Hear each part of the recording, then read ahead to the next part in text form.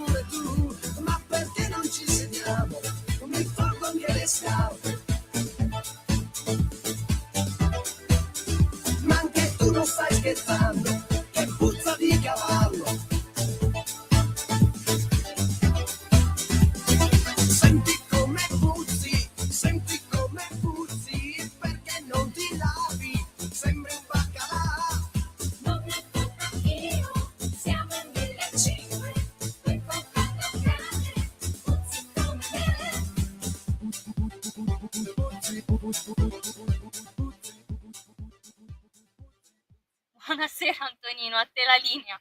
Ciao Natalia, buon lunedì amiche e amici miei, ma non dell'avventura, buonasera. Radio Libertà per il sociale. Queste erano le teste sciroppate, bene sì, lo confesso, io ho il 45 giri originale dal jukebox del bar di mia zia Santina. Ebbene sì, anno di grazia 1993, queste erano le teste sciroppate, Senti come puzzi, canzone che noi questa sera vogliamo dedicare, visto che è anche il 29 di giugno, a tutti quelli che in questo momento sono su un treno e stanno soffrendo a livello olfattivo la presenza di qualche viaggiatore non molto amico del sapone.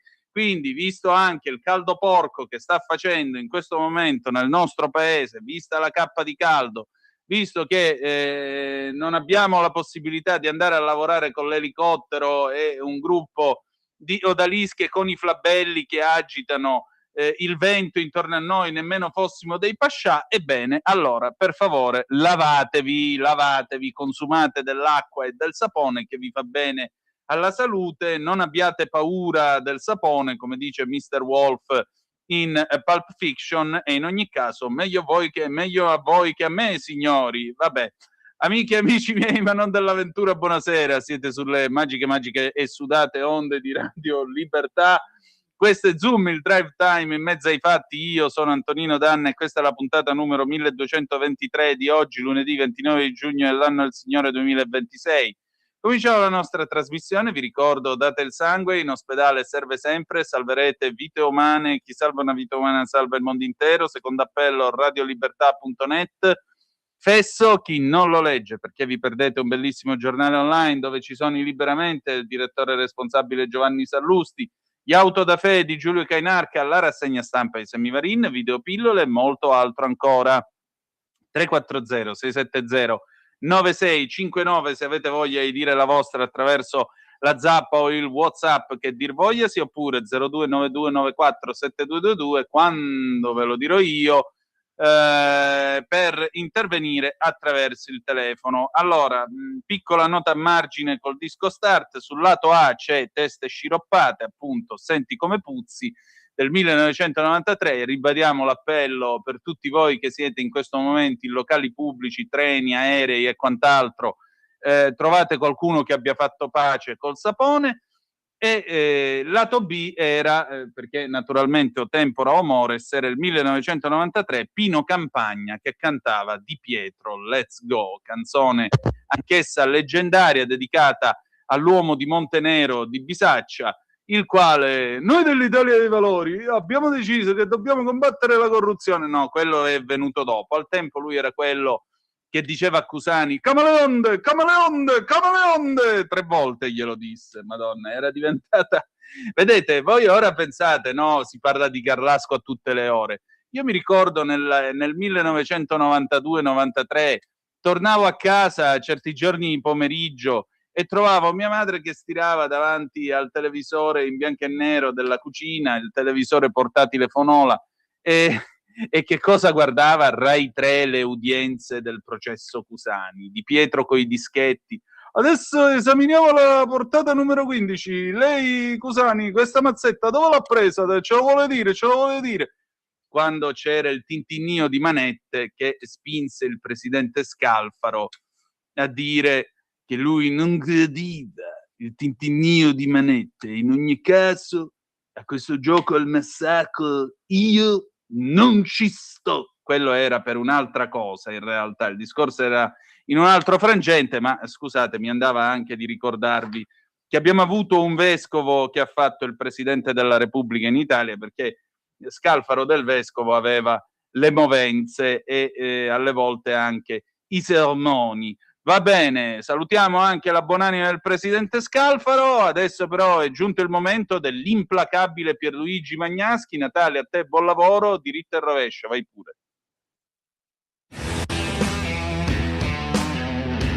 L'intelligenza artificiale aprirà nuovi orizzonti per tutti i settori sociali dell'economia, ma c'è un altro settore che si appresta a trarne i più grandi benefici. È quello medico-sanitario. Con l'intelligenza artificiale, infatti, si possono analizzare milioni di analisi cliniche contemporaneamente, per cui oggi è possibile mettere a punto nuovi farmaci in pochi mesi e non più in molti anni. Nel Regno Unito, ad esempio, sta per essere messo in commercio il GLP-1, che è il surrogato di un ormone intestinale che regola l'appetito e la glicemia. Esso simula questa azione e stimola l'insulina, rallentando lo svuotamento gastrico e aumentando il senso di sazietà. Sono inoltre imminenti cure efficaci per malattie un tempo incurabili come l'HIV. Inoltre, con le cellule staminali si stanno riparando danni oculari che sino ad ora causavano la cecità. Passi enormi sono previsti anche con lo xenotrapianto, cioè con il trapianto di organi animali sull'uomo. E questo non è che l'inizio. Sta infatti esplodendo il positivo tornado di nuove tecniche mediche, di nuove cure genetiche, reso possibile dall'intelligenza artificiale.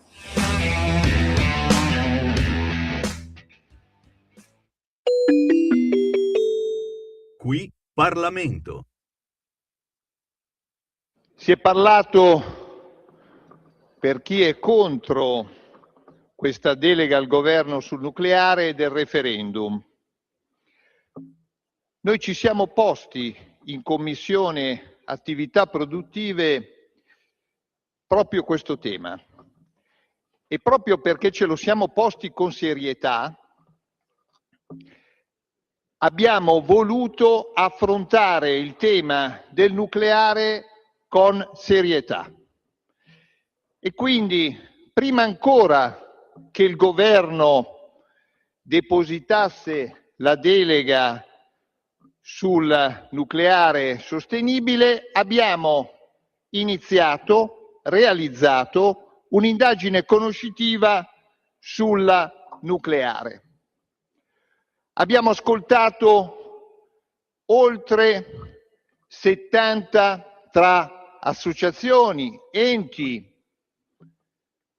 realtà che operano nel mondo del nucleare in Italia, in Europa e non solo in Europa. Abbiamo lavorato per 6 mesi, abbiamo ascoltato chi era a favore e chi era contro. Dopodiché abbiamo consegnato questo lavoro al governo, il governo ha realizzato la delega e l'ha depositata presso la nostra commissione, abbiamo affrontato un'ulteriore opera di ascolto, altre 80 realtà, spesso non sovrapponibili con quelle che avevamo ascoltato precedentemente, proprio per rispetto al voto che era stato fatto contro il nucleare. Ma non ci siamo fermati. Come Presidente ho organizzato un viaggio a vedere, e qui vorrei contrastare quello che ha detto prima AVS. Esiste un SMR in costruzione in questo momento. Ha superato l'iter autorizzativo che è durato dal 2023 al 2025, è iniziata l'attività di costruzione e noi 2 mesi fa siamo andati a vedere questo Small Modular Reactor in costruzione che verrà ultimato tra il 2029 e il 2030. A costi contenuti, sono piccoli reattori da mettere dove?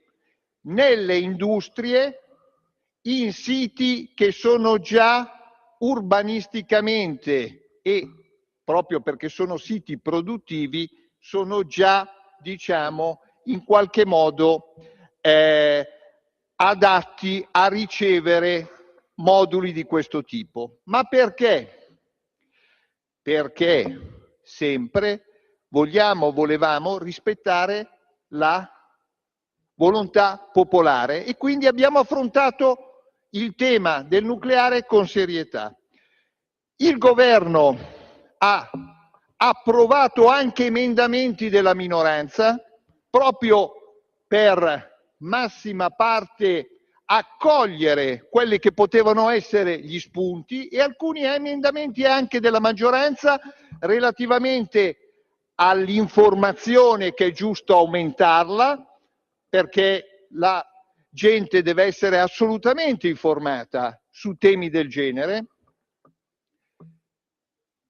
Quindi massimo rispetto. Ricordo che malgrado non ci siano centrali nucleari in esercizio in Italia, l'Italia è leader al mondo nella costruzione della componentistica, tant'è vero che in Canada, in quegli SMR, ci sono componenti di industrie italiane e le abbiamo potuto verificare personalmente. Nel 1966, l'Italia era la terza produttrice di energia nucleare al mondo, col 6,4% di copertura di energia. Ricordiamoci che nel futuro, tra data center, tra intelligenza artificiale e tutto ciò che ne deriva, avremo sempre più bisogno di energia. E quindi l'energia non è solo un tema di costi, è un tema anche di indipendenza economica del Paese e di sicurezza del Paese. Ricordiamoci anche che a 200 chilometri dall'Italia abbiamo centrali nucleari in Francia, in Svizzera, in Slovenia. Ricordiamoci che l'Italia compra nucleare dalla Francia perché viceversa dovrebbe spendere e trovare altre fonti di energia, magari pure fossili, aumentare quindi altre fonti di energia più inquinanti. Ricordiamoci anche che paesi come la Spagna, si è detto la Francia, la Gran Bretagna, nel mix energetico tra rinnovabili e quindi eolico, solare, idroelettrico, geotermico, hanno una quota di nucleare. Dobbiamo avere un approccio meno ideologico. Qui non si tratta di dire no al solare, all'eolico, al geotermico, all'idroelettrico, sì al nucleare, ma si tratta di dire energie rinnovabili e nucleare per toglierci dalla dipendenza del fossile e quindi del gas. Un approccio totalmente diverso da quello tenuto in questi anni e che abbiamo potuto sperimentare in queste indagini conoscitive. Oltre 30 paesi al mondo hanno oltre 400 centrali nucleari. Ma il tema probabilmente sarà proprio quello degli SMR, cioè di questi piccoli reattori da mettere nelle industrie che consumano tantissimo energia e quindi le acciaierie e quindi i grandi siti produttivi, le cartiere. Ecco, quindi bisogna avere un approccio assolutamente meno ideologico. Allora, oggi perché è importante questo voto? Questo voto è importante perché noi con questa delega apriamo a qualsiasi ipotesi futura, guardando al futuro anche della ricerca. Qua si dice sì al nucleare da fissione, si dice sì agli SMR, si dice sì quando sarà anche alla fusione.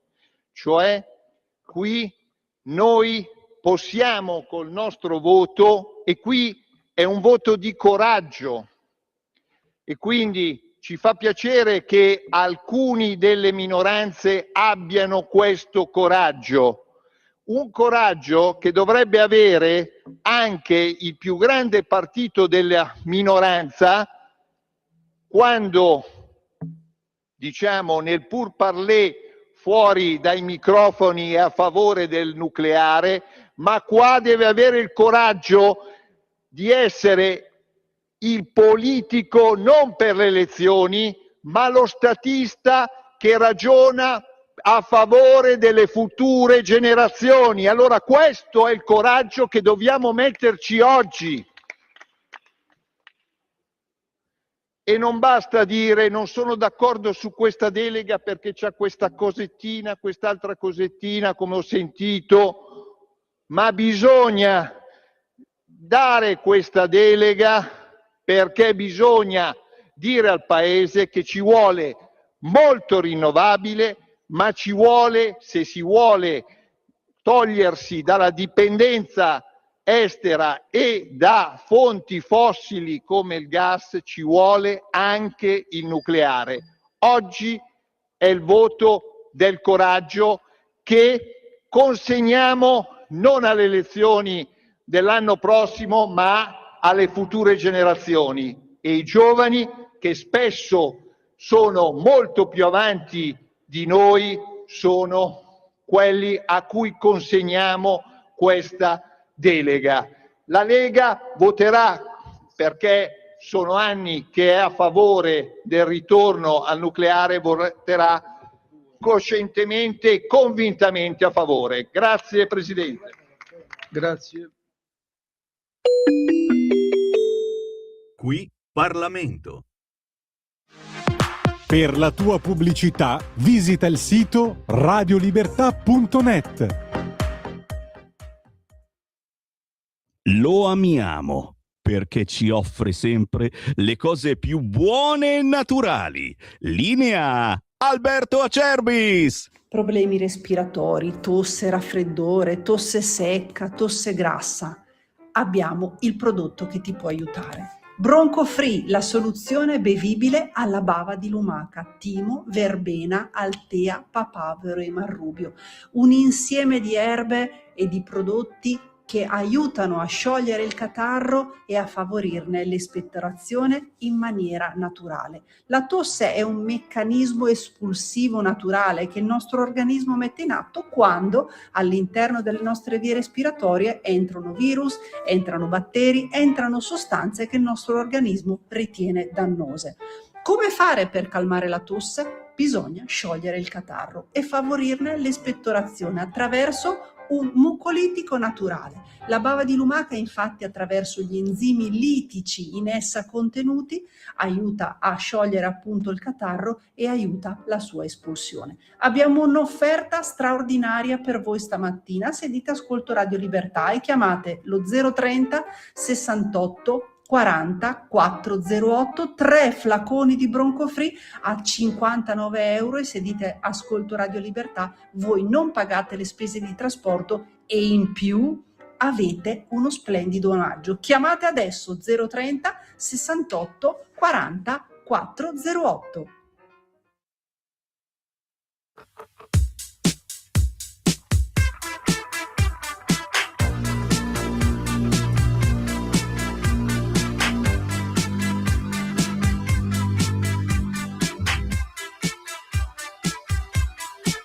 Check it out, Joe.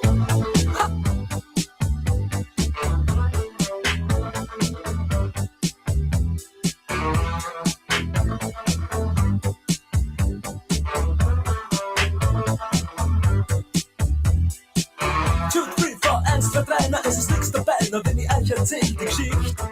Nichtsdestotrotz, ich bin das schon gewohnt, im TV-Funk, da läuft es nicht. Tja, sie war jung, sie seid so rein und weiß und jede Nacht hat ihren Preis. Sie sagt, to the sweet, you got rap to the heat, ich verstehe, sie ist heiß. Sie sagt, babe, you know, I miss my funky friends, mein Jack und Joe und Jill. Mein Farbverständnis, ja, das reicht zur Not, ich überreiß, was sie jetzt will. Ich überleg bei mir, ihr Nasen spricht dafür, wäre das nicht noch Rauch? Die Special Places sind dir wohl bekannt, ich mein, sie fährt ja U-Bahn auch. Dort singen's Radine dumm, oh, oh. Schau, schau, der Kommissar geht um, oh, oh. Er wird dir anschauen und du weißt warum. Die Lebenslust bringt die um.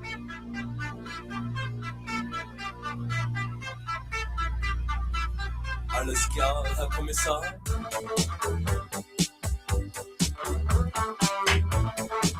Hey, wanna buy some stuff, man, huh? Did you ever rap that thing, Jack? Is a rap to the beat? Wir treffen Jill und Joe und dessen Bruder Hip und auch den Rest der coolen Gang. Di nuovo a te la linea, Antonino. Grazie Natalia, alle 18:41 minuti e 32 secondi sulle magiche onde di Radio Libertà. Antonino Danna al microfono con voi per questa puntata numero 1223 di Zoom, il drive time in mezzo ai fatti. Questo era Falco con Der Kommissar. Cosa vuol dire? Vuol dire che adesso parliamo del nostro primo ospite, Maurizio Bolognetti che sta conducendo una battaglia per avere accesso a determinati atti. Beh, state a sentire che cosa gli è successo in questa battaglia, che a questo punto sta per diventare un altro sciopero della fame per la democrazia. Vai pure Natalia, grazie. E allora io questa sera ritrovo l'amico Maurizio Bolognetti, che peraltro sta per cominciare un nuovo sciopero della fame a partire da mercoledì sera. Piccola correzione, Nino, prego. ho deciso di anticipare di 24 ore. Ah, ecco, da martedì sera. Sì. Maurizio, senti, ma perché di nuovo questa decisione? Che cosa è successo? Io ho letto di un tuo ventilato arresto, ma che cosa è capitato? Ce lo puoi spiegare, per favore?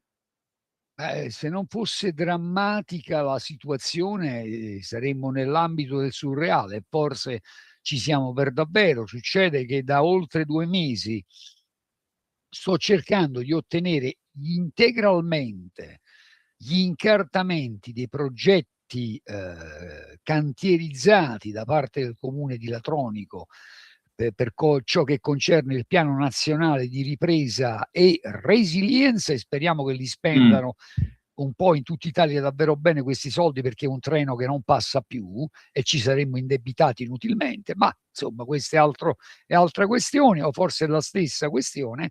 L'ho fatto ovviamente basandomi sulla legge, sulla legge 97-2016, cosiddetto Freedom of Information Act, per dirla all'americana, e alla ratio di quella legge che prevede un accesso generalizzato agli atti della pubblica amministrazione, anche quelli non digitalizzati, e sarebbe comunque bene che li digitalizzassero tutti, senza dover dimostrare alcun interesse specifico. Questo quindi è un diritto di ogni cittadino, è un diritto di chi svolge l'attività giornalistica, come anche io faccio, di un politico, di chiunque, e quindi ho battuto su questo. Oltre 2 mesi d'attesa per ricevere una risposta più o meno definitiva, in cui, come da me stesso auspicato, dicevo: mandatemi i link che poi mi scarico io tutto, perché inizialmente non c'era niente, il sito del comune di Latronico era in crash. Niente di meno.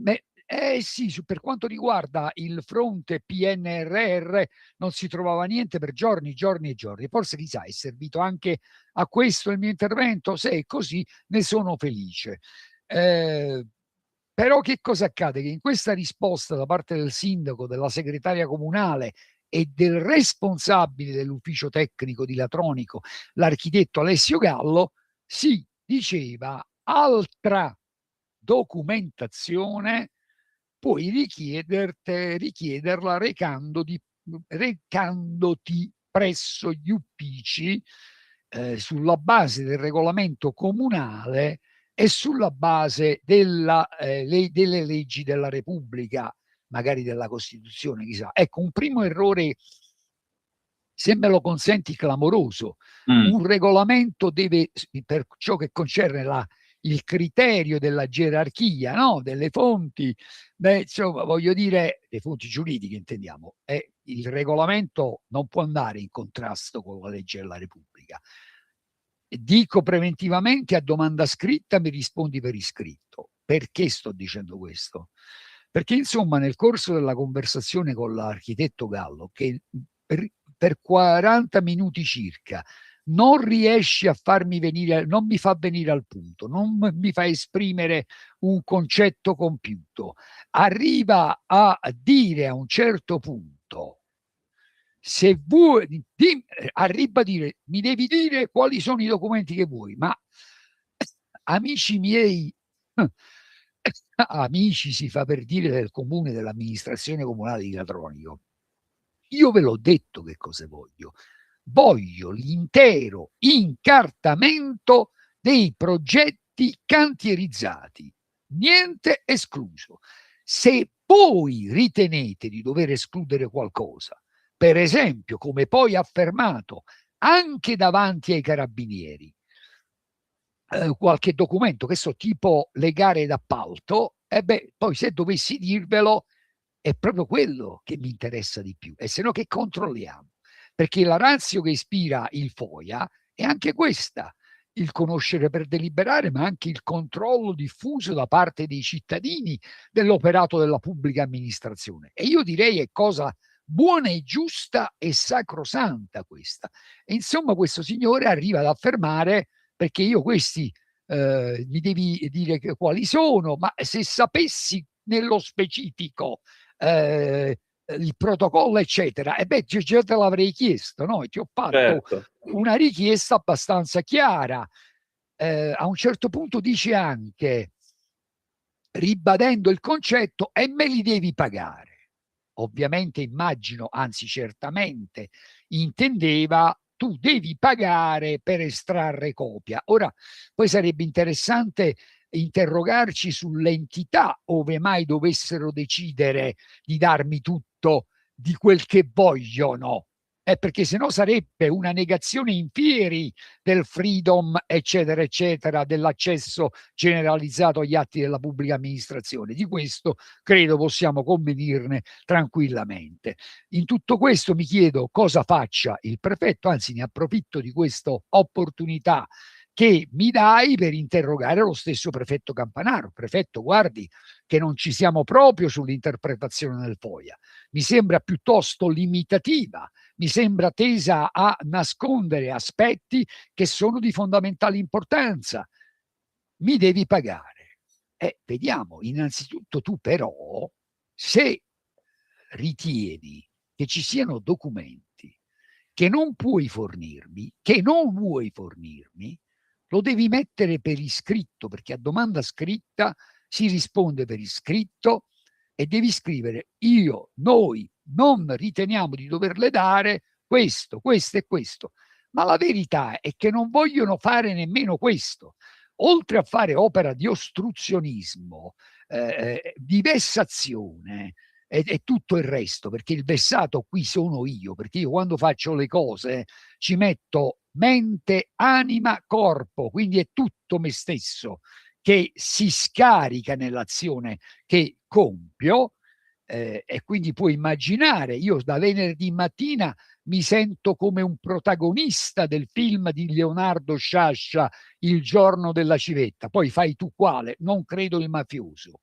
Però, signori, scusate, ecco appunto, me lo dovete scrivere, ma non volete farlo perché altrimenti cade il velo di ipocrisia, di fariseismo, basepolcri imbiancati quali siete, e l'architettura attraverso la quale per anni vi siete presentati come amministrazione trasparente, come amministrazione che deve digitalizzare il mondo universo, cade. In tutto questo, a un certo punto, io ero letteralmente attonito, eravamo presenti io, mia moglie e un registratore, e ho fatto bene. Questo inizia a fare: mi hai aggredito fisicamente, mi sento male. Ovviamente non lo ho aggredito fisicamente, lo conferma il comandante dei vigili urbani, che dice: finché ci sono stato io, nessuna aggressione fisica. Ecco, finché ci sei stato tu, prima c'era il registratore che è buon testimone, e allora io gli faccio: e chiamali i carabinieri.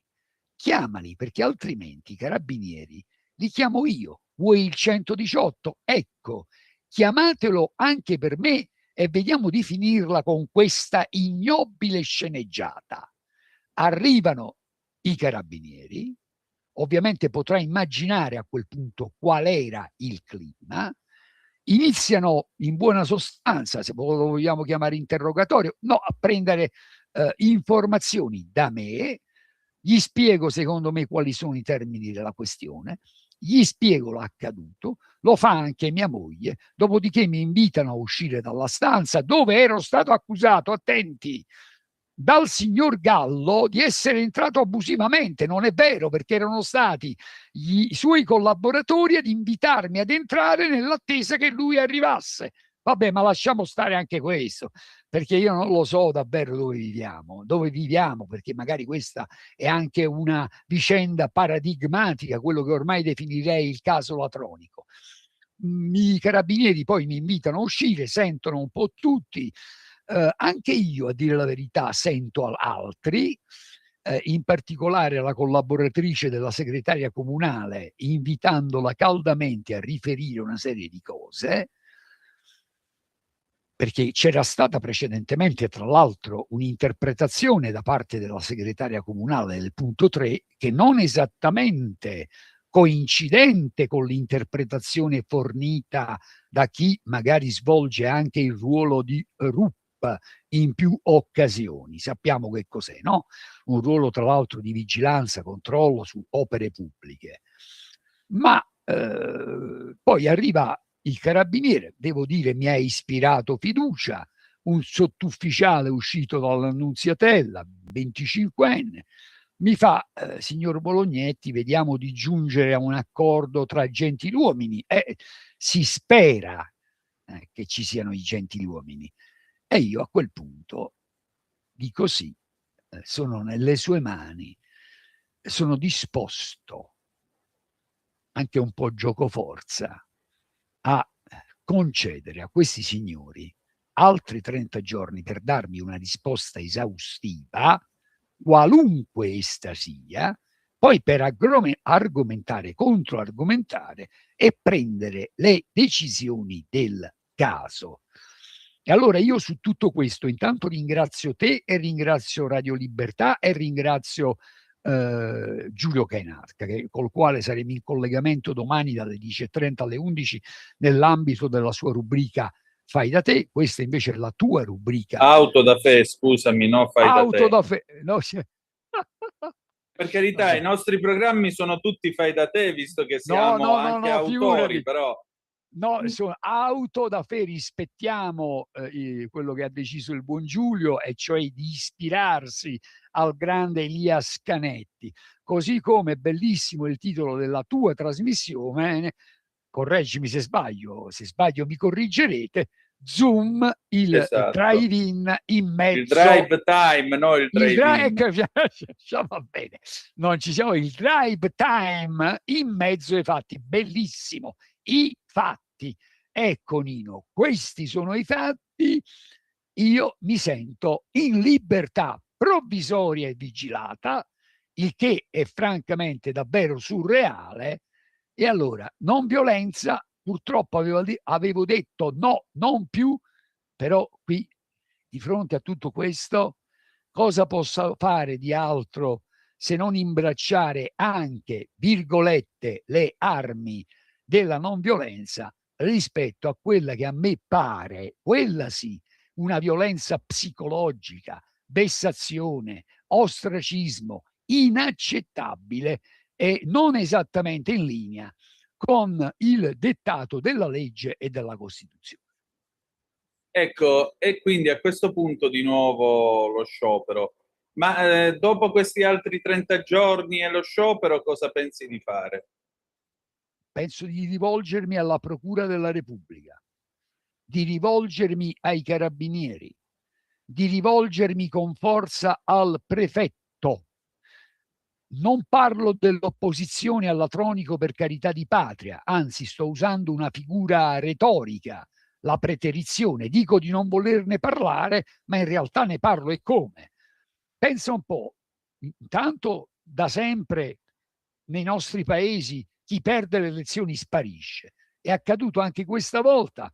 L'alternativa, per carità non parliamo di alterità, sarebbe troppo, a Fausto De Maria, sindaco da 15 anni, era tale Edmondo Giordano. Questo signore, appena le cose si sono fatte difficili, sai cosa ha fatto? Se n'è andato sull'Aventino, da 1 anno e mezzo sta sull'Aventino. Tra l'altro né carne né pesce, non si è né dimesso, consentendo a altri di subentrare, ma ha continuato a occupare la poltrona senza fare alcunché. E questo signore, me ne dolgo moltissimo, ha tentato nella giornata di ieri di fare 2 cose: di fare atto di sciacallaggio sulla mia azione, perché questo è, se avessi letto un PDF che mi ha mandato di solidarietà e vicinanza, in realtà lui la solidarietà e la vicinanza la esprimeva a se stesso, che dovrebbe fare mea culpa per aver tradito il mandato elettorale, perché se ti fai eleggere, se ti candidi a sindaco e perdi e sei opposizione, fai l'opposizione e la fai come si deve e la fai con forza. Non è che appena vedi che le cose sono toste piglia e scappi. Secondo te io avrei fatto la stessa cosa? Io direi assolutamente no, anzi avrei quadruplicato, quintuplicato, decuplicato le forze per far valere le mie ragioni e sarei stato una costante spina nel fianco. Ma figurati se mi importa di tutto questo, di queste robe da basso impero romano. Peggio mi sento se questo signore, che da 1 anno e mezzo se n'è andato sull'Aventino, coglie l'occasione per presentare un'interrogazione a mezzo PEC. Ovviamente nell'interrogazione nessun riferimento a quanto accaduto al sottoscritto. Mentre lui dormiva e faceva l'Aventino, ma posso dire una cosa? Ma che uomini siete? Che uomini siete? Allora qui non è questione di maggioranza, di opposizione. La questione è che c'è in questo paese e in questo mondo, oserei dire, una putrefazione delle anime, una putrefazione istituzionale, politica, economica, sociale, con democrazie che sono sempre meno democrazie e con totalitarismi che ai noi sono ben presenti, anche se alcuni, diciamo così, godono di privilegi, che ne so, per esempio la teocrazia iraniana, oppure Hamas, oppure i simpatici amici cinesi governati da Xi Jinping. Ecco, loro forse chissà, sono i buoni? Io non lo so chi siano i buoni e chi siano i cattivi, so solo che rischiamo davvero di imboccare un punto di non ritorno laddove il tecno-liberismo, perché così lo dobbiamo chiamare, ci sta portando, e molti non se ne sono accorti, verso una direzione agghiacciante, che è quella del privare, col fatto di farci stare più comodi, l'essere umano della coscienza, dell'intuizione, e arrivare a una sostanziale, radicale disumanizzazione della specie umana che siamo. Senti, ma mi sembra una vicenda veramente paradossale. In fondo tu vuoi l'accesso agli atti, ma perché non dovrebbero dartelo? Che bella domanda che mi hai fatto, Nino. Che ti devo rispondere? Potrei ipotizzare, in via di mera ipotesi, visto che è stato detto anche ufficialmente, che io non debba leggere le gare, il procedimento della gara d'appalto? E perché? Scusate, qual è il problema? E come controlliamo se non mi date questo? Ma come controllo all'atronico o altrove, anche volessi fare un accesso agli atti in un paese della Lombardia, se non mi dite questo? Perché io magari da giornalista, da politico, potrei voler fare un riscontro incrociato per vedere come si sono svolte queste gare e magari formulare delle ipotesi, pormi e porre delle domande.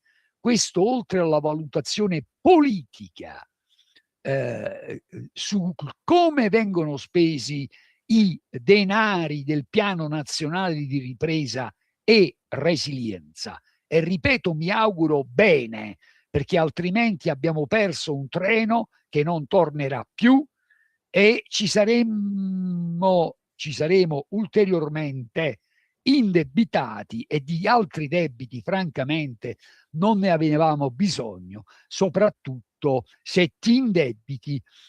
Ecco, facciamo l'esempio di una famiglia che va in banca e si indebita per qualcosa di molto concreto, per acquistare un'abitazione, dei beni di cui necessita, per migliorare la sua qualità di vita e per essere più efficiente anche nel suo lavoro, che ne so. Ma se noi facciamo esattamente il contrario, se andiamo in banca perché ci dobbiamo comprare il visone, per carità, nulla questio, o perché ci dobbiamo comprare la Rolls Royce, no, sarebbe troppo. Se avessi detto tu, dato che sei un appassionato alfista, nonché conduttore del garage dell'alfista, io ho avuto un Alfa 75 e ancora me la piango. Stai ascoltando Radio Libertà, la tua voce libera, senza filtri né censure, la tua radio. Magari avresti detto, mi voglio comprare una vecchia Alfa 90 o non so che cosa. Un Alfa 90 non sarebbe male, in effetti.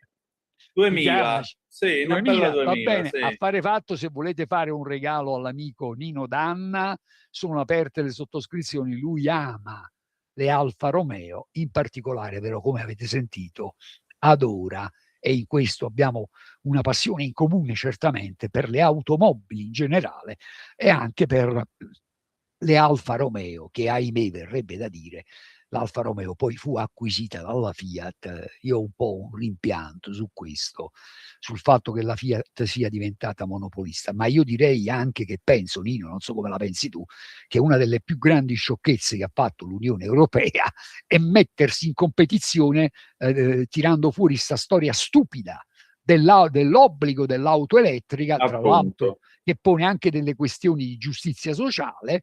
Noi ci mettiamo in competizione con la Cina, noi Europa che siamo nanopolitico e pur nanoeconomico a questo punto, appunto, e quelli ci massacrano perché le terre e rare, lo stanno facendo. le terre rare, esatto, sono loro i quasi monopolisti delle terre rare. Signora von der Leyen, ma dove andiamo? Dove ci sta portando? Ecco, prima si diceva Europa gigante economico, nano politico. Adesso possiamo dire tranquillamente nano economico, nano politico, magari nelle mani di ogni sorta di potentati. E buonanotte al secchio, ai suonatori, a Spinelli, a Colorni e a Ernesto Rossi. Ma quale Europa? Questa è l'Europa delle burocrazie, che si occupa della dimensione delle banane e che fa delle sciocchezze colossali e autolesioniste nei confronti dei suoi paesi e dell'Europa tutta. Io che cosa si potrebbe fare alle banane, ma lasciamo stare. Ecco, senti, tornando a noi allora, insomma, tu non desisti. No, Nino, non posso. E perché hai deciso di anticipare a domani sera, perdonami, anziché mercoledì?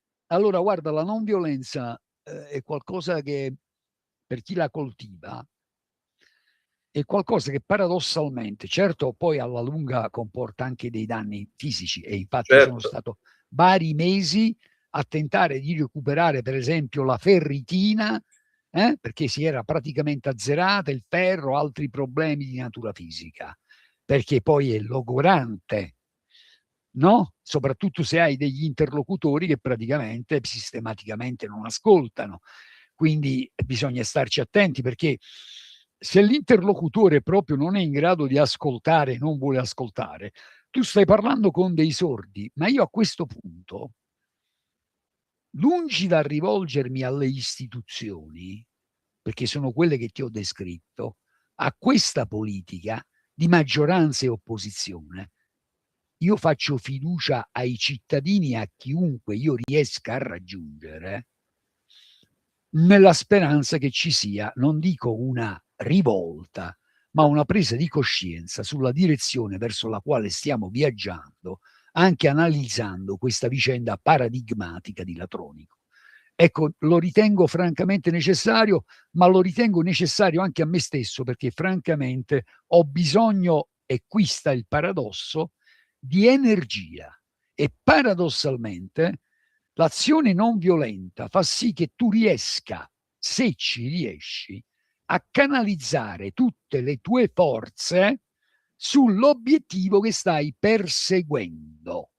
Certo, stai anche a dire, o soprattutto, rispettate la vostra propria legalità, onorate le istituzioni, onorate la Costituzione, siate consapevoli che gli uffici pubblici che occupate non sono di vostra proprietà, ma dovete appunto rispettarli e onorarli. Cioè, ci sarebbe anche questo piccolo particolare. Però diciamo che in questo caso, visto il tasso di altissima sfiducia che sono andato acquisendo, io mi rivolgo, grazie a te, grazie a questa radio, grazie a te, grazie a Giulio, ai cittadini e intanto agli ascoltatori di Radio Libertà. Fatevi sentire, amici, fatevi sentire, scrivete sul mio spazio Facebook, che è uno spazio pubblico, e ditemi cosa ne pensate di questa vicenda. Ve ne sarò grato e sarà estremamente confortante.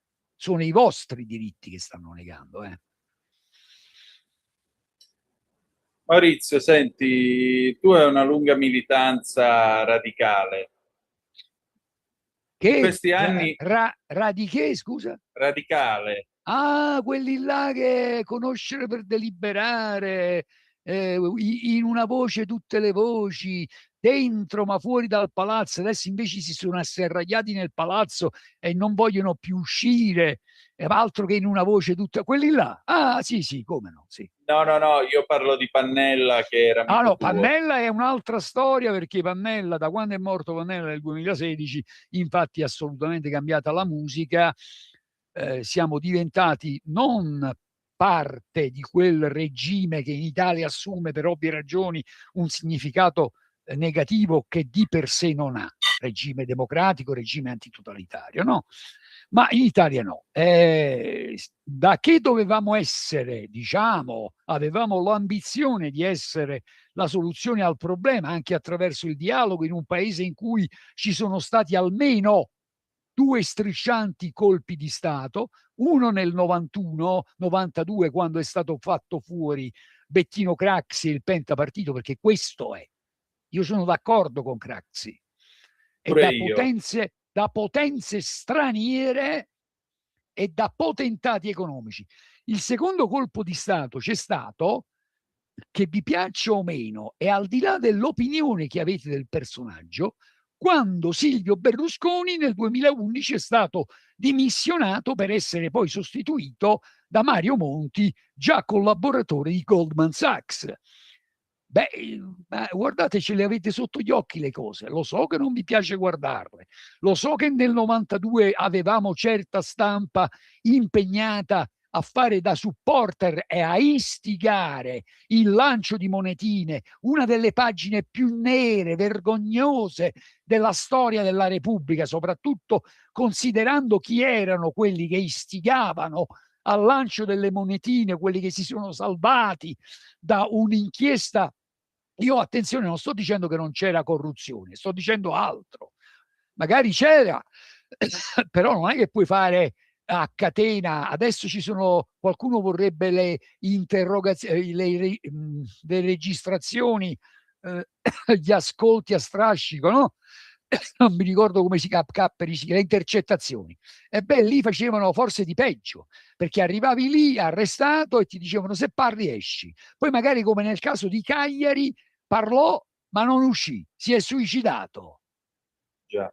Lo stesso Di Pietro ha ammesso tutto questo, certo con un po' di ritardo, perché sono passati 34 anni da quei giorni bui della Repubblica, e poi mi venite ancora a raccontare che la politica vuole controllare la magistratura, ma francamente ho l'impressione che sia esattamente il contrario, che certa magistratura voglia imporre la sua agenda alla politica e che ripetutamente intervenga a gamba tesa, e sono gli stessi, magari l'humus di coloro che suonano la gran cassa quando si riduce il Parlamento a un bivacco per manipoli, quindi si nega la rappresentanza democratica in un paese in cui, se Giorgia Meloni fa il decreto legge, è brutta, sporca e cattiva. Se lo fanno, il ricorso reiterato, che è sbagliato, come sai, perché il decreto legge si utilizza solo in casi di emergenza, ormai è diventato routine per governare. E quando l'avete fatto voi, allora non c'è onestà intellettuale in tutto questo. Si riduce tutto a uno scontro tra destra, sinistra e centro. Mi sa che lo scontro è di altra natura sulla qualità della democrazia, delle nostre istituzioni e quant'altro, non solo in Italia. Senti Maurizio, allora, dire di più, noi racconteremo l'evoluzione di questa vicenda.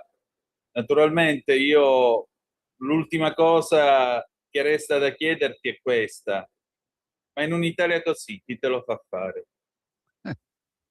Guarda, non ti confesso che a volte me lo chiedo io stesso, chi me lo fa fare? Me lo fa fare, per fortuna, quel briciolo anzi, quella coscienza che ancora porto con me. Da poco è morta mia madre, come è noto. Io devo dirle grazie. Intanto un abbraccio a tua madre. Grazie Nino, lo hai già fatto, ma ti ringrazio di nuovo.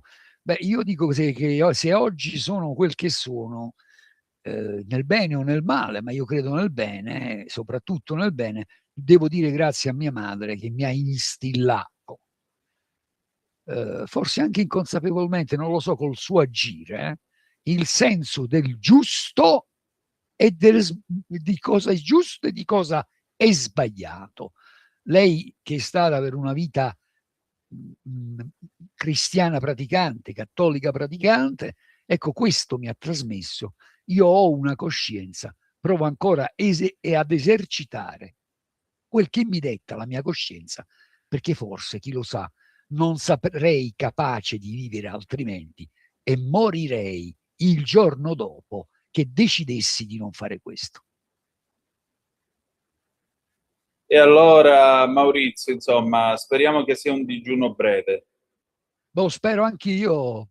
Ti abbraccio, Nino, ti ringrazio davvero di cuore. Grazie. Porta con te ovunque Radio Libertà. Scarica la app per smartphone o tablet dal tuo store o dal sito radiolibertà.net. Cosa aspetti? In quanti ti promettono trasparenza, ma alla fine ti ritrovi sempre con la bocca chiusa e non puoi dire quello che pensi? Radio Libertà non ha filtri né censure. Ascolta la gente e parla come la gente. In quanti ti promettono trasparenza, ma alla fine ti ritrovi sempre con la bocca chiusa e non puoi dire quello che pensi. Radio Libertà non ha filtri né censure. Ascolta la gente e parla come la gente.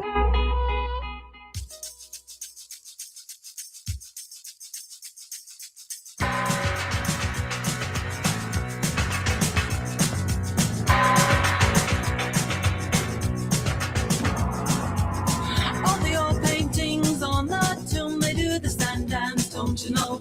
If they move too quick, they're falling down like a domino. All the buzz are men by the Nile, they got the money on a bet. Gold crocodiles, well, they snap their teeth on your cigarette. Foreign types with the hookah pipe say,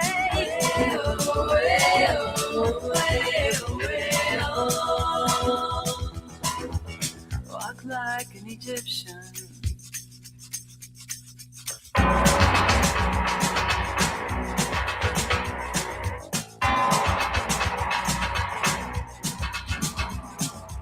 The blonde waitresses take their trays and spin around and they cross the floor. They've got the moves, you drop your drink, then they bring you more. All the school kids so sick of books that like the broken. A te la linea, Antonino. Grazie Natalia, alle 19:15 e 40 secondi sulle magiche onde di Radio Libertà. Antonino Danna al microfono con voi. Puntata numero 1223, avete ascoltato The Bangles, Walk Like an Egyptian, 1986, un anno dopo l'85. Adesso abbiamo le agenzie, l'ANSA, signore e signori, Venezuela individuati tra le macerie i corpi delle due disperse salernitane. Sono Trini Adrian, 53 anni, Isabella Cuomo, 22, moglie e figlia di Enzo Cuomo. A Macuto interrotte le ricerche di una donna e dei suoi 3 figli all'interno di un edificio collassato, nessun segnale, forti scosse di assestamento. Mondiali in campo Brasile e Giappone 0-0 per il momento, vedremo se Olli e Benji riusciranno a battere Carlo Ancelotti. Sinner avanti col brivido, Kekmanovic KO al quinto set, non ho giocato al meglio. Le previsioni, morti 2 anziani per il caldo a Genova, aumentano le città con il bollino rosso. Primo piano, arriva il dazio UE di 3 euro sul diluvio di mini pacchi online, all'addio all'esenzione sotto i 150 euro. A novembre arriverà il contributo sulla gestione doganale. Il provvedimento, l'UE, contatti con l'Italia sul DDL caccia, seguiamo la questione, commenteremo solo dopo che l'iter legislativo in Italia sarà concluso. In Germania, tra l'altro, c'è stata una sparatoria, 6 morti, dice sempre l'ANSA, fermati 2 sospettati, l'ipotesi di una tragedia familiare. La BBC apre con il Venezuela, in particolare Delcy Rodriguez, l'attuale presidente del Venezuela, dice che i venezuelani rimasti senza casa saranno ospitati in campi temporanei. Parlando alla TV di Stato, la Rodriguez ha anche annunciato che una commissione presidenziale valuterà la sicurezza delle abitazioni e delle infrastrutture danneggiate dal terremoto, anzi dai terremoti che hanno colpito il paese la settimana scorsa. Almeno 1450 sono le persone che si reputano ufficialmente morte, ma il numero si attende che possa salire. Poco fa un 21enne è stato estratto dai rottami e dalle macerie al lago Aira dopo essere stato intrappolato per 106 ore. E mentre i team di soccorso stanno continuando a cercare dei sopravvissuti, i locali stanno cercando di usare praticamente dei bastoni, dei picconi, delle pale per provare a scavare e recuperare i loro cari. Nel frattempo c'è rabbia tra alcuni dei residenti e delle autorità, con una donna di Caracas che dice alla collega della BBC Yogita Limaye: mio figlio sarebbe stato vivo se i soccorritori fossero arrivati in tempo. Abbiamo una telefonata, pronto, chi è là? Buonasera signor Tonino, Lisetta. Ben trovata. Stasera volevo parlare di una cosa diversa, cioè del calcio, lo sperpero, signor Tonino, di soldi che ci rovina. Allora, c'è la crisi internazionale, il caos politico, ma c'è il calcio che regna in TV. Noi italiani cosa facciamo fuori dal mondo calcistico per incapacità? Manifesta ancora? Dedichiamo ore e ore a questo sport, ormai dico io, sporco e fuori da ogni realtà. In Italia, mettiamolo tra parentesi, Ancora milioni di euro per acquisto di giocatori stranieri, ancora milioni di euro per allenatori stranieri. Non parliamo più di realtà e fantascienza, lo sperpero di denaro, signor Tonino, per questo sport. 2 anni fa l'allenatore Mancini fuggiva in Arabia per denaro e oggi, dopo il fallimento come allenatore, si vuole riportare in Italia come allenatore. Dico io, prendiamone almeno uno vincente. Nient'altro, tutto qua. Io lo saluto, buona serata. Grazie Elisetta. Piccola precisazione: i soldi delle società calcistiche sono soldi privati, per cui uno dei propri soldi fa quello che vuole. Se io ora voglio uscire e sputtanarmi tutto lo stipendio in mutandoni di pizzo dell'800, posso farlo, tanto sono soldi miei, non devo rispondere a nessuno. La seconda cosa, Mancini non mi pare che sia un fallito, visto che ha vinto un europeo. Gli è andata male in Arabia Saudita, dopodiché non è solo l'uomo che fa la squadra e la fa vincente. È anche vero, diceva Fabio Capello, che in Italia non ci sono più i vivai, soprattutto c'è questa mentalità, questo guardiolismo che viene insegnato ai ragazzi, e questo impedisce loro di crescere e di diventare dei veri campioni. Meno tattica e più sport, dice Fabio Capello. Io credo a questo signore che ha vinto l'ira di Dio nel corso della sua nobile e illustrata carriera. Concludo dicendo un'ultima cosa, che il calcio è l'oppio dei popoli, cara Lisetta, quindi chi se ne frega, insomma. Io seguo, lo sapete, la Vibonese Serie D Girone I, perché è la squadra di Vibo Valenzi e perché molto semplicemente è la stessa emozione raccontata e narrata da Umberto Saba nella poesia Squadra Paesana. Se avete tempo trovatela su Google, che è una bellissima poesia.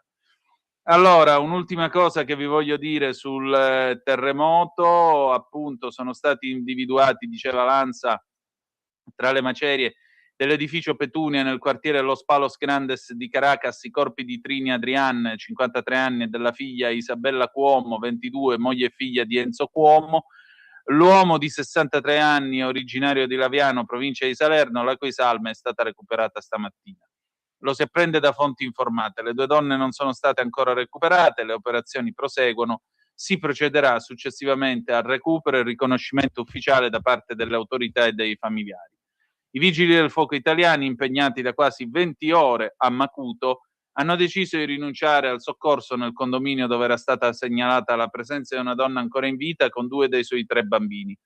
La decisione è arrivata in seguito alla mancanza di segnali di vita all'interno della struttura, a rischio per la vita dei soccorritori. La situazione infatti è precipitata in seguito alla forte scossa che ha colpito l'area e ha causato anche un ulteriore spostamento della struttura. Un abbraccio grande a questa famiglia. Adesso noi chiudiamo la nostra trasmissione con Anna Maria De Luca, parliamo di libri.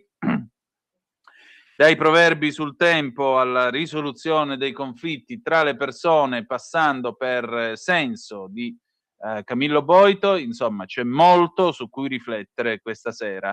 Anticipiamo la rubrica a quest'oggi perché giovedì avremo un altro appuntamento altrettanto interessante.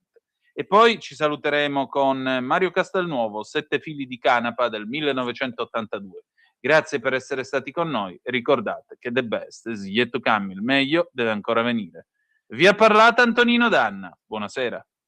La mia gradita ospite di questa sera è come sempre la nostra Anna Maria De Luca, che come sapete lei è psicologa ed è esperta di questioni inerenti alla scuola. I libri di cui parleremo questa sera sono molto coinvolgenti. Il primo, Carlo Lapucci, Cielo a pecorelle, per Notabilia, Grafè.it è l'editore.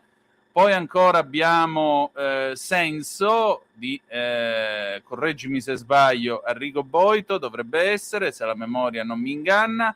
Sì. Poi abbiamo Le ore liete della Beghina Sinforosa, Felix Timmermans, edito da Biblioteca Racconti. Poi abbiamo I conflitti, eccolo qui, Come leggere e gestire i contrasti per vivere bene, Andrea Castiello d'Antonio, Luciana D'Ambrosio Marri, edito da Giunti, con la prefazione di Silvia Bonino. E poi chiudiamo con il misterioso Egitto, che cosa sono i geroglifici, Alessandro Piccolo, Carocci, editore, Le bussole. Io non ho qui l'editore di Senso, non vorrei sbagliarmi, è una Delfi? No, non vorrei sbagliarmi. Sempre biblioteca, sempre perfetto, biblioteca, perfetto. Allora Anna, stasera cominciamo, mi fai tornare bambino, Cielo a pecorelle, Pioggia a catinelle, tutta questa antica saggezza, eh? Sì, è un libro veramente tenero, come dicevi tu quando te l'ho proposto. Spesso, insomma, Cielo a pecorelle si dice anche ai bambini, no? Quindi quando noi pensiamo al tempo, probabilmente è l'unica cosa che tutti quanti ci ricordiamo riguardo il meteo. Le pecorelle in meteorologia sono delle nuvole, no? Chiamate altocumuli, che si formano a nome di altitudini, però sono, come dire, tra tutte le nubi, con tutti i nomi che hanno, eccetera, sono sicuramente quelle che tutti conosciamo meglio, proprio perché attraverso i proverbi passa la saggezza popolare. Carlo Lapucci, l'autore, è proprio un maestro assoluto quando si parla di tradizioni popolari, di fiabe, proverbi, e questo libro è davvero una miniera d'oro perché è una miniera di saggezza, e la cosa affascinante è che ci fa capire come prima dei supercomputer, prima delle app meteo, tutti quanti leggiamo il meteo sul telefono, no? La gente leggeva il cielo come un libro aperto. E questo saggio ci spiega la scienza e la poesia che si nascondono dietro l'antica meteorologia contadina, e quindi è un libro perfetto da sfogliare la sera o da regalare a chi ancora è capace di, come dire, di mantenere il legame con la natura. Hai qualche Molto curiosità bello. a proposito Sì, di questo appunto, libro? per esempio gli animali o i frutti, cosa c'è di collegato, ecco, alle previsioni del tempo? Ma guarda, per esempio in Veneto, a proposito della civetta, dicono quando, adesso mi scuso con i veneti, quando le suete canta il matin, gavemo la piova da vicin, cioè quando la civetta canta al mattino abbiamo la pioggia da vicino. In Sardegna invece dicono satonca cantat tempus bunu faghetto, non so, la civetta canta fa bel tempo, per dire, quindi in tutte le regioni, al di là delle lingue, insomma, c'è questa trasversalità. Per esempio la cicala, a Bologna dicono quando arriva chiedo sempre scusa per il dialetto, quando arriva la zichela al coccio smette il cantare, quando arriva la cicala il cumulo smette di cantare, nel senso che dal clima primaverile si passa al caldo dell'estate. Guarda, ce n'è per tutti veramente. Per esempio vediamo la candelora, che è detta così per la distribuzione delle candele benedette per la festa della presentazione al Tempio, il 2 febbraio, no? È legata ad un pronostico conosciuto in gran parte dell'Europa e che in latino addirittura suonava così: Sole micante, Virgine purificante, magis frigor quam ante. Quindi finanche i latini, no? Cioè mi viene più spontaneo il latino che i dialetti, come vedi. Allora, se il sole splende il giorno della purificazione della Vergine, il freddo sarà maggiore di quello che è passato, oppure la neve sarà più di quella che è venuta. Meraviglioso. Senti, tu qual è il tuo proverbio preferito? Più che altro ti affidi ancora la mattina quando ti alzi? Ti viene spontaneo pensare tipo rosso di mattina, brutto tempo s'avvicina, qualche cosa così? Rosso di sera, bel tempo si spera. Sì, io preferisco i tramonti alle albe, devo dire. Non sono molto mattiniera, se non quando appunto metto la sveglia. Se non metto la sveglia posso dormire tranquillamente anche fino alle 9. Vediamo, sì, sicuramente sì. Rosso di sera, bel tempo si spera, mi dà speranza anche, no? È un proverbio che ho sempre amato. Ma ce ne sono tantissimi altri, per esempio, aspetta, vediamo un attimo. Allora, per esempio, agosto, la prima acqua d'agosto, pover'uomo ti conosco, agosto capo d'inverno, passa la nuvola del perdono, San Lorenzo della gran calura, per San Lorenzo piove dal cielo carbone ardente.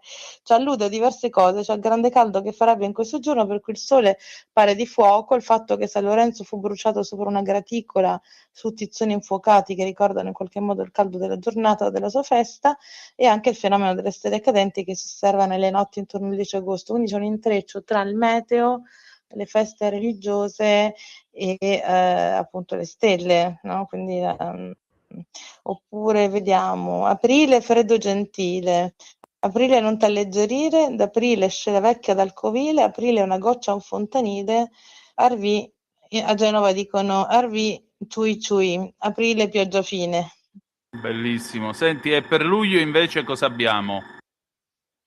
Allora, aspetta che mi ero spostata al maestrale. Allora, per luglio abbiamo luglio dal gran caldo, bevi vino e batti saldo. Di luglio vattene ignudo, quando il sole è nel leone fa un gran caldo buggiorone.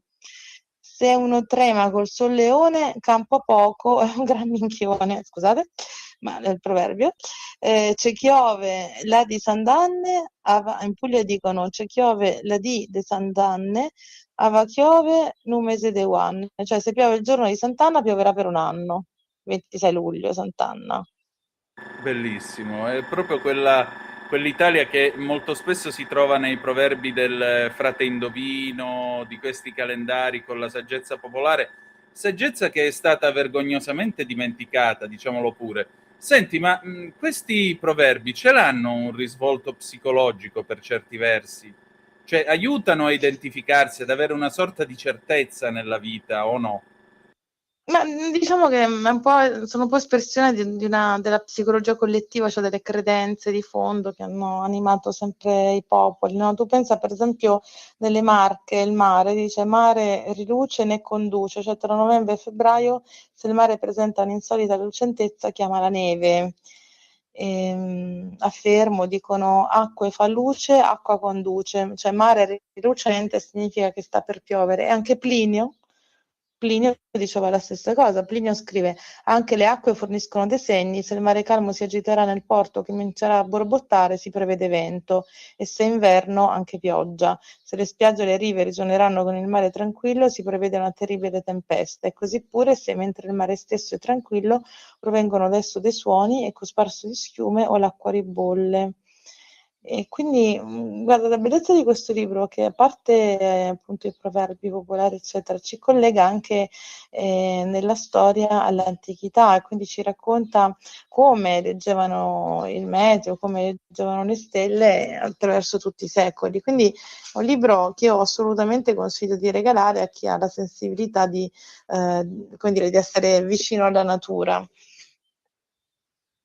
E mi sembra un bel suggerimento e anche un bel regalo. Senti, ma in tutto questo, diciamo così, passiamo dal bollore del clima ai bollenti spiriti.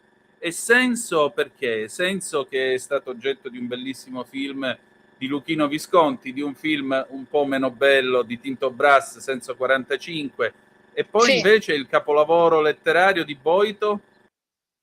Ma guarda, Biblioteca ha il grande pregio di riportare alla luce questo classico in una veste accessibile e curata, no? Senso è un capolavoro assoluto della letteratura italiana di fine Ottocento, come dicevi tu, una storia torbida, graffiante, sensualissima, che Visconti ha reso appunto immortale. Quindi la domanda è: fino a che punto vi spingereste per amore? E cosa fareste se l'amore diventasse un'ossessione distruttiva?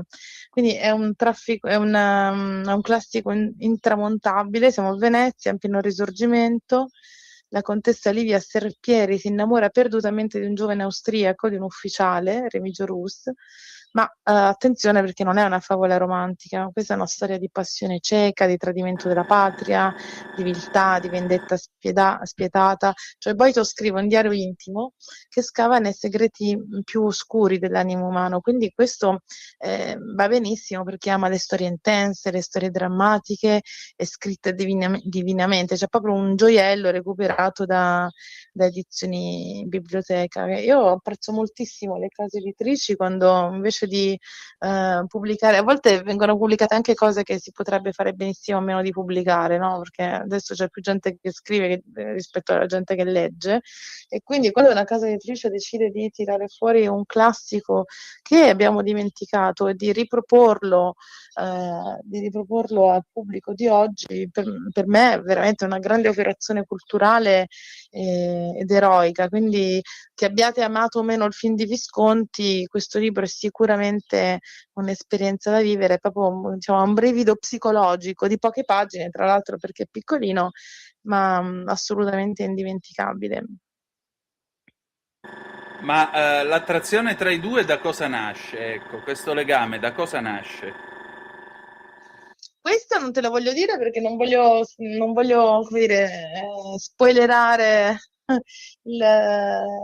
l'interesse e la curiosità dei lettori. Però guarda, Biblioteca fa la stessa operazione con l'altro libro che ti proponevo, che era Le ore liete della Beghina Sinforosa di Felix Timmermans. Di nuovo, ce l'hai? Te l'ho mandato, vero? Sì, ce l'ho qua, Le ore liete della Beghina Sinforosa, a cura di Francesca Barresi, illustrazioni di Jules-Geoffre Fontaine, sempre per Biblioteca, collana racconti. E questa, una beghina, come fa una beghina ad avere delle ore liete? Esatto. Allora, guarda, è una parola antica che evoca atmosfere quasi magiche, beghina, perché nelle Fiandre del passato i beghinaggi erano delle oasi di silenzio dove le donne vivevano insieme, libere dai vincoli del matrimonio, ma anche da quelli troppo rigidi del convento, no? E quindi è proprio qua, in questo clima che ci porta Timmermans con questo libro che appunto è stato ripubblicato da Biblioteca Edizioni. Sinforosa è felice nel suo piccolo mondo fatto di fiori da curare, di preghiere, di giornate sempre uguali, però la vita a volte disturba la quiete e accade quando incontra un eremita che vive nel bosco. E lei si accende un sentimento candido, ingenuo però potentissimo, che metterà in crisi la sua amata routine. Quindi diciamo che la forza di questo libro straordinario è nella penna di Timmermans, che dipinge questa storia come se fosse un quadro fiammingo, pieno di luce, di colori caldi, di ironia sottile. Qui non c'è dramma, non c'è peccato, c'è solo la purezza delle piccole cose e la scoperta dell'amore nelle sue sfumature più spirituali e più umane. Quindi se volete un'ora di pura serenità e di una lettura che vi faccia riconciliare con il mondo, questo sicuramente è un libro da tenere sul comodino, un libro che si potrebbe forse abbinare ad una musica con un'arpa, con un flauto leggero, se siete abituati a mettere musica mentre leggete, no? Perché se chiudi un attimo gli occhi immagini un giardino silenzioso nelle Fiandre di inizio Novecento, il profumo dei fiori, il rumore del ruscello, questa pace assoluta, e quindi tutto scorre tranquillo, no? Fino a che appunto arriva l'eremita. Quindi assolutamente è un libro perfetto per questo periodo Lo consiglio anche a te, Antonino, per rilassarti un po'. Ma guarda, ti Sempre dico la ritmi verità, molto frenetici. mi stavi facendo letteralmente sognare, detto tra noi, perché la descrizione del paesaggio idilliaco che hai fatto mi ha messo molta quiete. In effetti a me piacciono molto questi luoghi ameni ritirati dalla furia. Te l'ho detto, io non amo l'Italia bordellara delle spiagge, delle vacanze e così via. Io preferisco l'idea dell'ozium, nel senso di coltivarsi e di ritrovarsi nel silenzio, che è la cosa più importante, perché il silenzio ci parla. Però ecco, c'è questo tema comune in fondo in queste due storie. L'irruzione dell'amore in una vita apparentemente chiusa in una routine soddisfatta. E a me torna in Sì. mente Saffo quando diceva: scuote amore il mio cuore come vento impetuoso che si abbatte dalle cime dell'Ida. Ma allora siamo sempre lì, insomma. L'amore fa più male che bene. Reminiscenza del liceo, L'amore fa E più Anna, male che veniamo tutti e bene. due dal classico, lo sai che queste sono malattie che restano. È vero. Allora, l'amore fa più male che bene, dipende, cioè se è vissuto in modo sano fa bene, se è vissuto in modo malato fa male. Dipende sempre da come lo viviamo noi. Questo è pure vero, questo è pure vero. Senso forse è un amore più, come potremmo dire, con delle tinte più marcate, mentre invece qui Sì. andiamo più sull'etereo, andiamo più sul sereno, sull'idea di qualcosa che fa crescere l'anima, no? Che è quello che ci siamo detti qualche volta in questa trasmissione parlando appunto di libri dedicati all'amore. Lasciamo l'amore, parliamo invece di conflitti, appunto, il libro di Andrea Castiello d'Antonio e Luciana D'Ambrosio Marri. Come leggere e gestire i contrasti per vivere bene, strategie e strumenti per migliorare le relazioni, per Giunti Editore. Qualcuno, la vecchia saggezza dice le guerre non portano pane a casa, e allora cosa si può fare quando succede un conflitto tra le persone, quando c'è un contrasto tra le persone?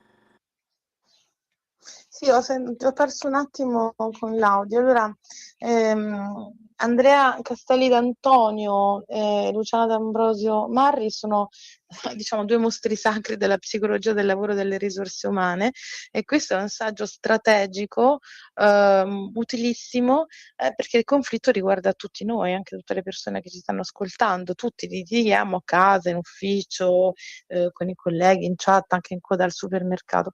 E quindi io speravo che con il Covid, con l'esperienza del Covid, saremmo un po' tutti migliorati come umanità, invece no, come vedi siamo punti a capo.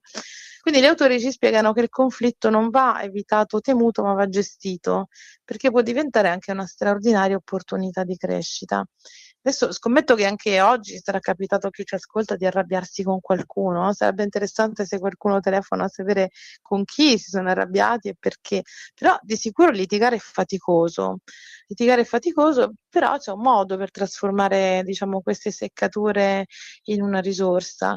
Il trucco, secondo gli autori, non è nascondere la testa sotto la sabbia per evitare il conflitto, ma imparare ad affrontarlo senza farsi male. Quindi diciamo che è un vero e proprio manuale di autodifesa relazionale per vivere tutti un po' meglio, insomma, perché spesso consideriamo il conflitto come qualcosa di puramente negativo, come un fallimento da evitare a tutti i costi, mentre invece questi autori ribaltano questa prospettiva e attraverso delle storie vere, anche attraverso dinamiche aziendali, attraverso esempi quotidiani, ci mostrano che lo scontro, se viene gestito con intelligenza e con empatia, può anche essere il motore del cambiamento, perché ci aiuta a mettere dei paletti, a chiarire dei malintesi, a costruire relazioni più autentiche. Quindi, come dire, la cosa che rende speciale questo saggio è la sua concretezza, quindi non si perde in teorie astratte, ma ci spiega passo dopo passo come ascoltare davvero l'altro anche quando ha torto marcio, e come gestire le nostre rabbie, come negoziare, come dire, una tregua che faccia vincere entrambi. Quindi, quando ti è capitato di arrabbiarti, di entrare in conflitto con qualcuno l'ultima volta? Recentemente? Diciamo, come conflitto c'è un tema che mi colpisce molto, che mi ha accompagnato negli anni, il conflitto tra fratelli e sorelle, no? Tutte queste discussioni che avvengono nel corso degli anni, o che io vedo anche nelle nostre grandi famiglie del meridione, no? Quando si dice parenti serpenti e fratelli coltelli. Ora, senza fare riferimento alla mia persona, per carità, però mi è capitato spesso e volentieri di vedere famiglie nelle quali i nodi vengono al pettine e nascono, vengono fuori, eruttano conflitti magari sopiti da decenni, per esempio in occasione di funerali, successioni, tutte queste robe qua. Come nasce il conflitto tra fratelli e sorelle e soprattutto come lo si gestisce? Questa è una bella domanda a cui è dedicato un intero capitolo. Allora, te lo leggo. Che cosa fare in chiave preventiva per evitare la degenerazione dei conflitti tra fratelli e sorelle? Come gestire questa sorta di malattia dell'amore, evitando di assumere il ruolo di poliziotto, di giudice, di spettatore o di persona angosciata che non sa che fare e pone in essere comportamenti infantili. È necessario stabilire delle regole chiare e impegnare i figli nel rispettarle e nell'occuparsi ciascuno di qualcosa di più costruttivo che litigare con l'altro. Cioè è possibile ottenerlo proponendo occupazioni, dando attenzione a tutti in modo equilibrato, mantenendo l'equità nella gestione della famiglia, ma anche avendo la fermezza di bloccare i comportamenti distruttivi. I genitori, che dovrebbero assolutamente muoversi all'unisono, hanno anche l'incombenza di porsi loro stessi come dei modelli positivi di identificazione e di educare con l'affetto e l'incoraggiamento, evitando per esempio di creare anche involontariamente competitività tra i figli. Una situazione di conflitto tra fratelli e sorelle, se ben gestita, rappresenta un'ottima palestra per la vita futura. Viceversa, i figli potrebbero apprendere comportamenti passivi, quindi non sapersi difendere, instaurare una condotta basata sul principio dell'aggressione o sviluppare una massiccia distorsione della capacità di amare ed essere amati. Inoltre i figli dovrebbero essere aiutati a dare un nome a ciò che sentono, a mettere in parola le loro emozioni, soprattutto quelle articolate come la gelosia e l'invidia, in modo da sviluppare la consapevolezza di ciò che accade in loro stessi. Scrivono gli autori, perché certo i sentimenti negativi che si possono sviluppare tra fratelli e sorelle sono tanti, no? La gelosia, l'invidia, il desiderio di riavere i genitori tutti per sé, anche quello, diciamo, inconsapevole, ma i più piccoli lo esprimono apertamente, di eliminare l'intruso, di eliminare quello che è arrivato dopo o quello che, come dire, con il quale dobbiamo condividere l'affetto e la scena, no?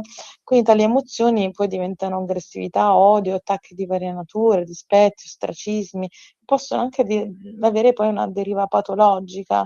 Soprattutto le cose si complicano quando un genitore tende ad allearsi con uno dei figli, creando quasi delle coppie familiari che si combattono l'una contro l'altra, no? E quindi inducendo nei bambini dei sentimenti di ambivalenza, come con presenza di amore e odio, eccetera. Quindi non è facile, però sta ai genitori occuparsi fin dall'inizio dei comportamenti violenti tra fratelli, ponendosi come gestori e non come spettatori o repressori, ma come gestori dell'aggressività tra i figli. E mi sembra una Sì. soluzione saggia che però non sempre viene applicata nelle famiglie. Senti, che cos'è l'effetto Sì. alone di cui si parla in questo libro? L'effetto alone? Sì, il cosiddetto effetto alone, l'eccessivo ancoraggio alla vita passata, la proiezione e altri ancora. Questi meccanismi sono frutto della tendenza, pagina 62, frutto della tendenza a utilizzare informazioni che già abbiamo per interpretare una situazione nuova. Ecco, questo come fa a rovinare e a creare ulteriore conflitto? Cioè è qualcosa che si accumula, insomma. Sì, diciamo che è considerato, loro lo considerano una sorta di errore di attribuzione, no? Cioè nel senso che questi sono dei meccanismi antichi, cioè quando si elaborano nuove informazioni, il cervello cerca comunque di risparmiare energia, no? Di appoggiarsi a degli schemi che già conosce e negli schemi poi si radica anche il pregiudizio, no? Quindi oppure i modelli che già abbiamo, che derivano dalla famiglia, ma anche dalle nostre immersioni sociali, nella televisione, nel gruppo dei pari, negli amici, eccetera. Quindi diciamo che tutte queste componenti emotive sono, come dire, alla base di tensioni che possono appunto esplodere in conflitti se non vengono gestite, non vengono elaborate. Quindi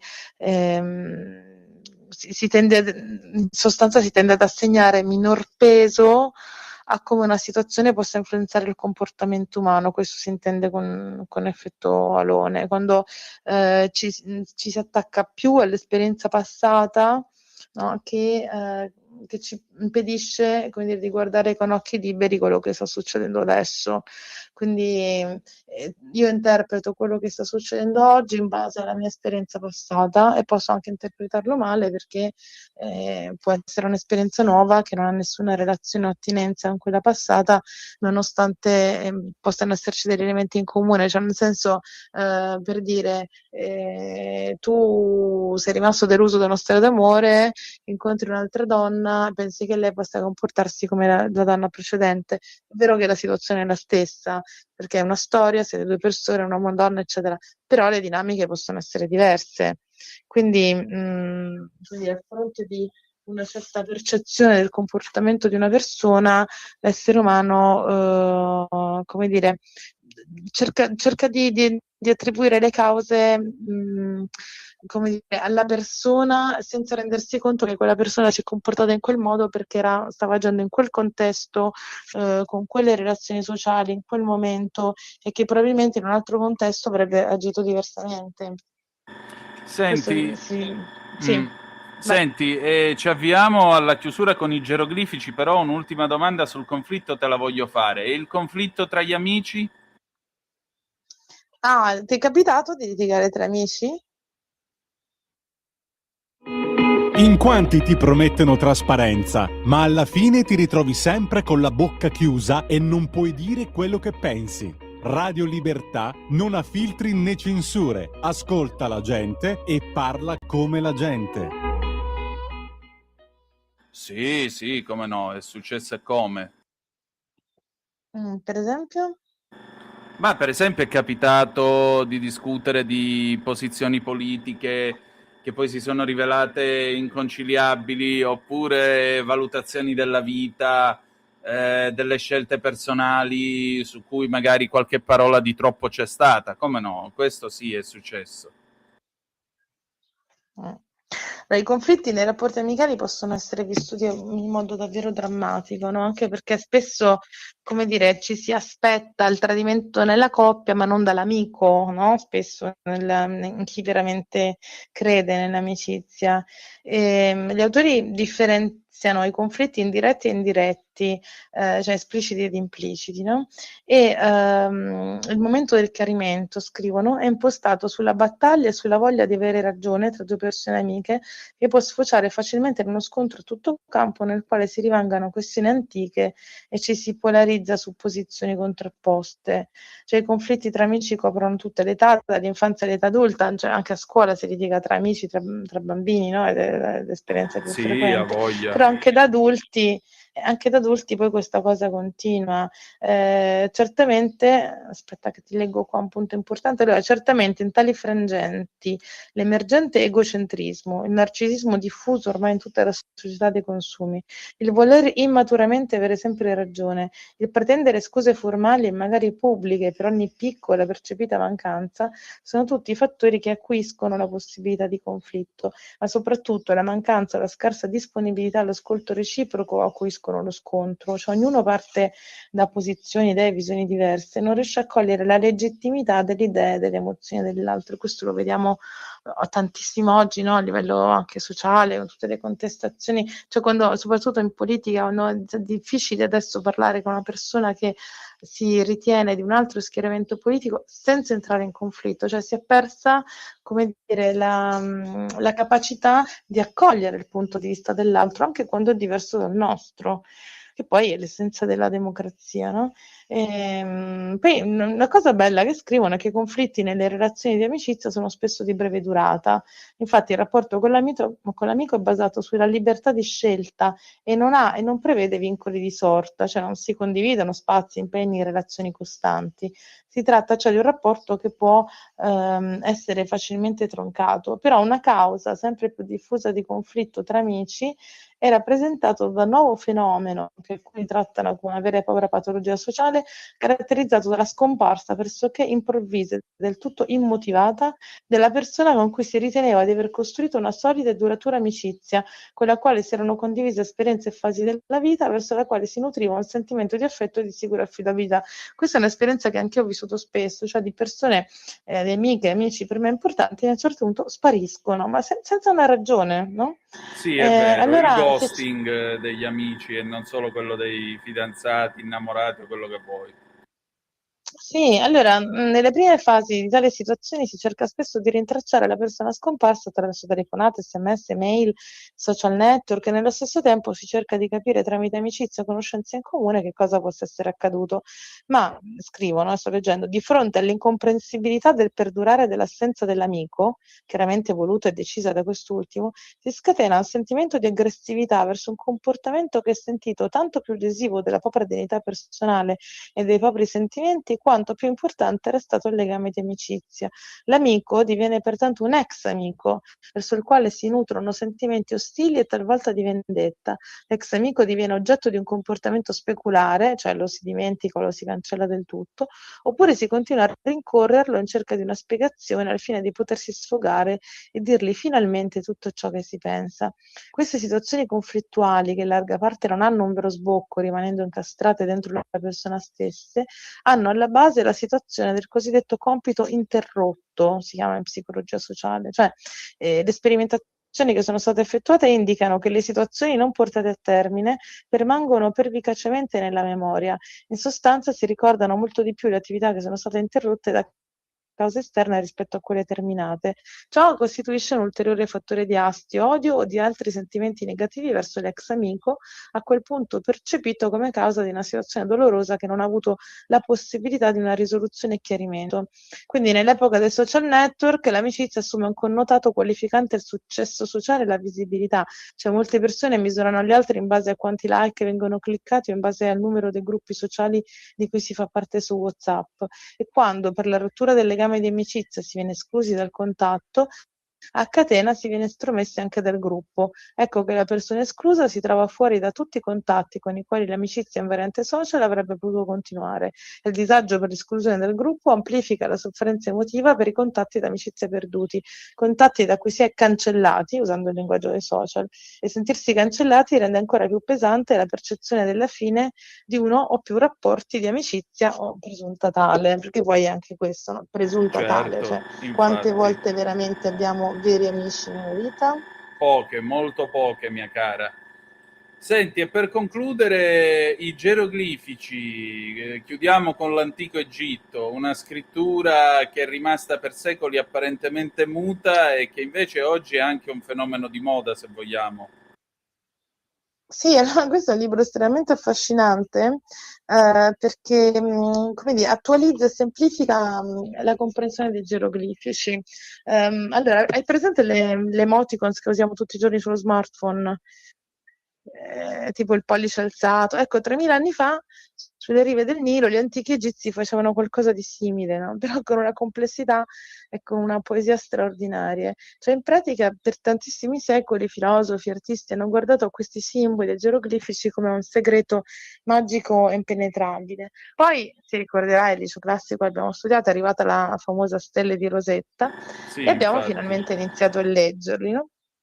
Quindi in questo libro tu trovi i geroglifici, quindi la riproduzione tipografica, la spiegazione di che cos'è, per esempio l'immagine di un piede, no? Il codice identificativo, la pronuncia reale, i fonogrammi, cioè è proprio un manuale per imparare a leggere i geroglifici, come se fossero un linguaggio. Quindi considera che il fascino, siamo all'interno del fascino di comunicare attraverso le immagini, che è una cosa che è rimasta intatta, che attraversa la storia, no? Quindi che collega i templi dei faraoni ai moderni loghi pubblicitari o alle nostre chat. Quindi l'editore Carocci e Alessandro Piccolo, che chiaramente è cultore della materia in egittologia e civiltà, e lui collabora ad un progetto dell'Università di Bologna che si chiama Origins, ha già pubblicato con Carocci un altro libro sull'Egitto e la Grecia.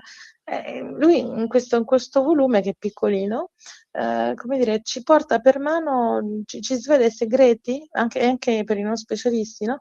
Ci svela i segreti dei geroglifici, ci racconta come funzionano, li mette anche in parallelo con altri sistemi di scrittura usati nell'antico Egitto, li confronta con altre scritture sparse in giro per il mondo, e alla fine, insomma, ci dimostra che i geroglifici non sono estinti, anzi sono molto più vicini, veri e vivi di quanto potremmo immaginare. Ed è cioè, veramente affascinante per me pensare di poter scrivere in un linguaggio di immagini attraverso simboli che sono stati codificati così tanto tempo fa. È estremamente affascinante. Ed è qualcosa, se vogliamo, anche la dimostrazione della genialità delle idee migliori. Più sono semplici, meglio funzionano.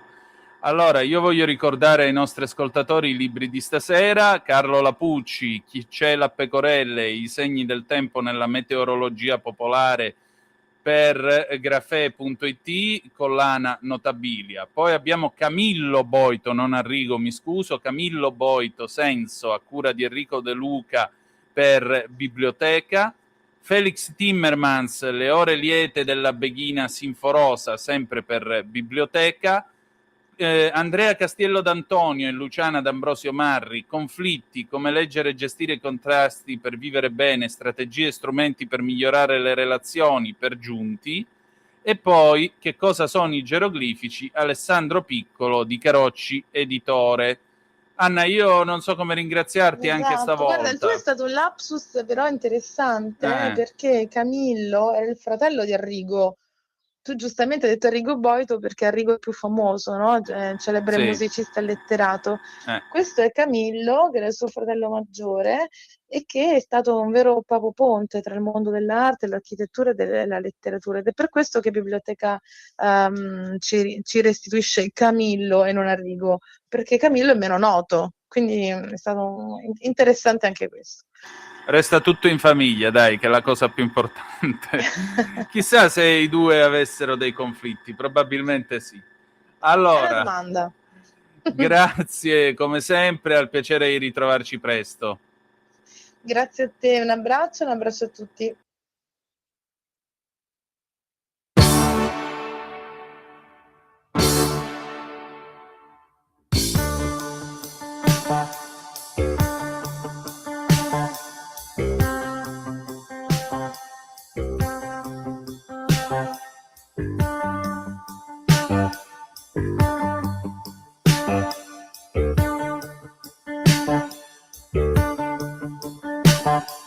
C'erano 7 fili di canapa e una belle da uccidere sotto il cielo di rame. C'erano 7 medici a tavola e un amore già anemico, dissanguato per strada. C'erano 7 fili di canapa e una belle da uccidere sotto il cielo di rame. C'erano 7 medici a tavola e un amore già anemico, dissanguato per strada. Unirò 7 file che avrò perduto.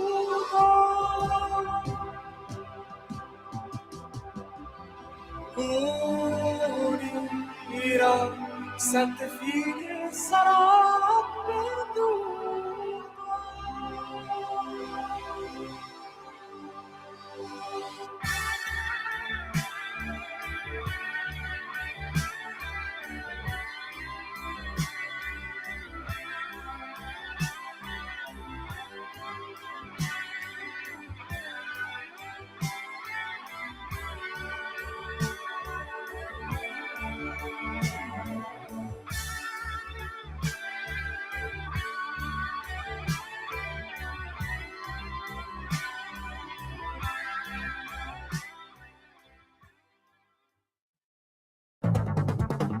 Avete ascoltato Zoom, il drive time in mezzo ai fatti.